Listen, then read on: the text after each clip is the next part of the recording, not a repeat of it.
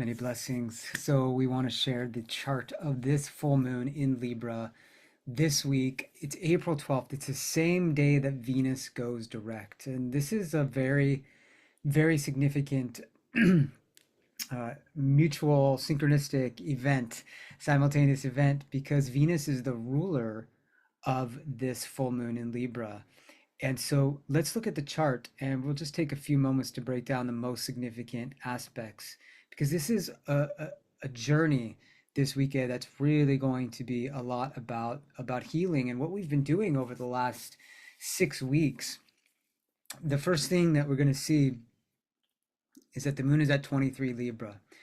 Any Libra full moon, always at this time of the year, is going to emphasize how we are in right relations, balanced relations, the equality of giving and receiving, and this theme of diplomacy, whether that's within our family or our love relationships or our friendships or in the world. And there's a lot of strife that's been going on, a lot of tension, a lot of confusion, a lot of anger. And some of that is present with the sun conjunct Chiron. This full moon will be exactly with Chiron. And it's also still squaring or squared by Mars. And this Mars Chiron square has been with us for pretty much most of March and most of April. And so that Mars energy in Cancer, it's been there for like 4 months, right? And Mars will be going into Leo soon, but the square with Chiron and with this moon, right, just a 4-degree square, this really creates a potential healing crisis for us if we haven't already been going through it. Now, of course, in the Chinese character, crisis means opportunity. And the opportunity here is to really do some deep healing on the emotional body. We still have planets in Pisces. Venus, the ruler, is in Pisces, water element. We have Mars in Cancer, the water element. For a lot of us, it's been about ancestral healing, family wounds, but also issues around the home space. We might be more territorial, we might be more defensive or irritable regarding our home space, Mars in Cancer. And then that desire for some kind of freedom or restlessness or going to another level of ourselves as leaders or as entrepreneurs or as pioneers and needing to take more risks. And this is sort of that Aries element. But if we do that, or if we're more independent, how's that going to impact our relationships, our romantic partnerships, the people that we are in collaboration with, or we want to, offer our services or our support to? And there's that moon in Libra, and that's that tension of the T square, of Cancer, Libra, and Aries. This last few weeks has been so crazy in the world, and there's so much to say about this. But there's also a lot not to say, right? We have to be embracing the great mystery. Um, but I think that that's something we do know is that Chiron has just, it's still in process of finishing the Chiron return for the US. And, the interesting thing with Chiron is as a symbol, I wrote about this in my second book about the wounded healer and the shamanic artist. The storyline of Chiron is that he gets wounded by his own student. And there's a similar theme going on in the US right now, like getting wounded by um, our own president in a way. And the whole world having to struggle and suffer with this kind of, um, sort of fly by the seat of your pants type of politicking. And a lot of us don't know what's going on. And that, I think there's a lot we could say about this, but without getting very political, it's more to note that, when we have this Aries energy and we have a Chiron return for a country, it can bring up all of the wounded elements within the entire nation. And the fact that this comes on the heels of the Pluto return for the US, which only happens every 250 years and has always meant a big change in governmental structures for other nations like France and England and Spain. When this happened, a lot of times it was the end of dictatorships, and then something more democratic came after a lot of turmoil and stress and tension and, you know, often battles and wars. Well, we're in something like that now, the end of the Pluto cycle for the US, but there's something more dictatorial, tyrannical, autocratic going on. And we all know that this is a danger zone that we're in. And so the whole world is affected now. And one of the things that we know is that this Neptune energy has just moved across the Aries point, the first degree of the zodiac. And when a planet, especially an outer planet that takes 14 years in a sign, crosses the first degree of the zodiac, something brand new is emergent on the planet. And the thing with Aries is that it's the rupture of the soul into incarnation. We come from that last degree of Pisces, where we're really in the fulfillment of the spirit world, and then we enter into that first breath, the Aries point, the beginning of the year, astrologically, the spring season, the equinox. And then you have this archetype of unity and, something that we collectively dream and fantasize into. And that would be Neptune crossing that point. And what is Aries? I mean, it's a sign of separation in a way, separation from the whole, from the womb. And so we see the projection, Neptune, of this into, the media that has taken over everything, and a media, icon of Trump that has become president, and that this idea of tariff is an idea of separating. It's not an idea of like Libra diplomacy. It's an idea of, trade war, and that unfortunately, that Aries energy that we might see with Neptune for the next 14 years, and with Saturn crossing the Aries point in the end of May, it feels like that could be very separating in the world, very severing for ties. Saturn is a planet that is exalted in Libra, and that makes sense because if you think about business and sort of civilization and, professional life, how we make contracts, that has to be very diplomatic. We have to be in negotiations. We have to be very Libran. We have to listen to the other.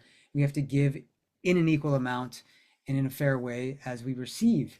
Well, when Saturn goes into Aries, um, that's a warlike planet for a warlike sign for a planet that um, really wants to build structures that are stable and supportive and enduring.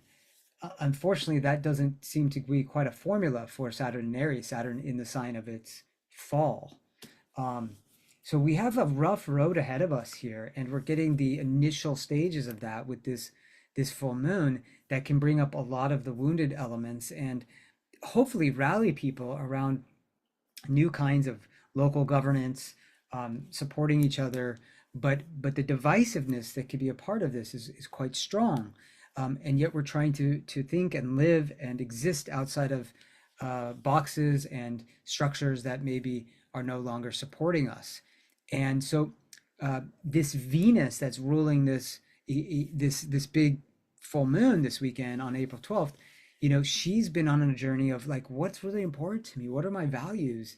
Um, Especially around, you know, listening, going for what I want when she was in Aries, um, having more independence and freedom, but then in Pisces, wanting something that feels more magical, wanting creative synthesis in partnerships, wanting romance and magic and storytelling. And you'll see her here now, but she's with Saturn, and so there is a sense of there should be some kind of reckoning here, or some kind of coming to a clarity.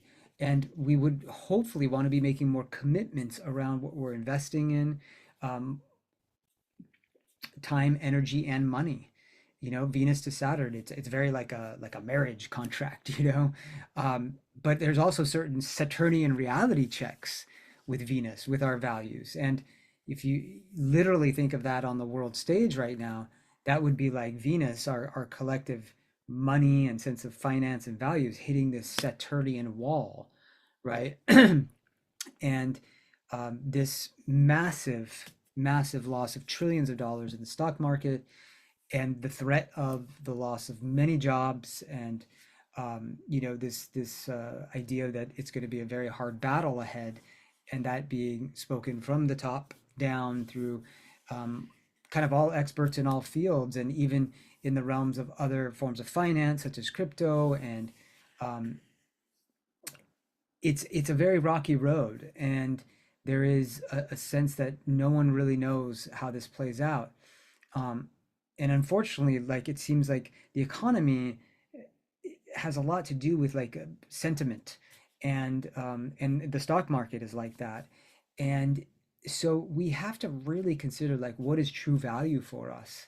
um, and I think that's changing every day for everyone, and we're aligning ourselves and associating and affiliating ourselves with values that hopefully Saturn, will have Saturnian component to them here, um, but also aligned with Neptune, you know, because Venus will come back to Neptune, Mercury is coming to Neptune.